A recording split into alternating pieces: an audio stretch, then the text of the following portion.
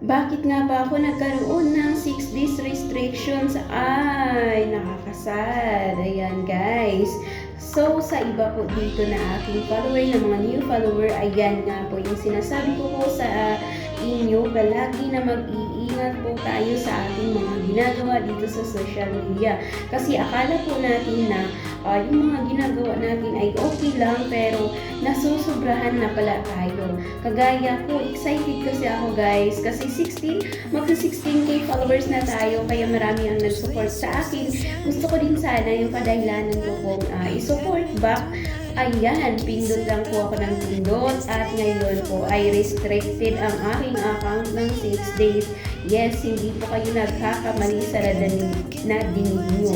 Restricted po ako ng 6 days. Kaya guys, ang lagi ko pong pinapaalala po sa inyo na kung gagawa man po kayo dito kay Facebook ng mga community standard, ayan. Ay, huwag kayong tumulad sa akin na kadahilanan ko nga na mag-support back. Siyempre, pwede naman tayo mag-support back, pero dapat meron tayong limit. Kasi nga, diba, pag sumusobra talaga ay talagang napapasama tayo. Ayan, nasubrahan po ako ng pakikipag. Hindi naman ako nakikipag, support, nakikipagyakap. Ang sa akin lang naman kasi, natutuwa po kasi ako na marami pong nagsusupport sa akin, kaya gusto ko din sanang i-support back. Kasi minsan, di ba, busy din tayo. Yung iba nga nagsisend sa akin ng mga star. Maraming salamat po from the bottom of my heart. Thank you so much po sa star niyo. And thank you din po sa aking mga new follower dito. And welcome po kayo sa ating tahanan. Ayun.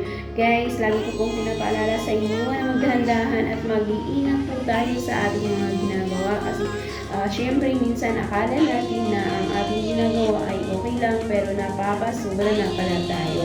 Okay, so sana may napulot ka dito ang aking video. Kung hindi man kita mayakap ng back, pagpasensyahan mo na kasi restricted yung aking account ng 6 days.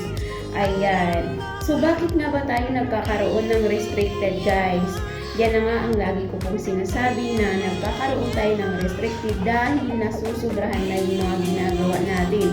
So, nung una, na-restrict ako 2 days lang. Ayan. So, ngayon 6 days na. Diyos me, Lord, patawad.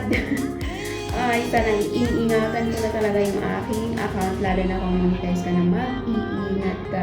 Thank you for watching, and i-share mo na din to para meron po yung iba nating mga followers or viewers ay makaging ng kaalaman. Thank you and follow for more.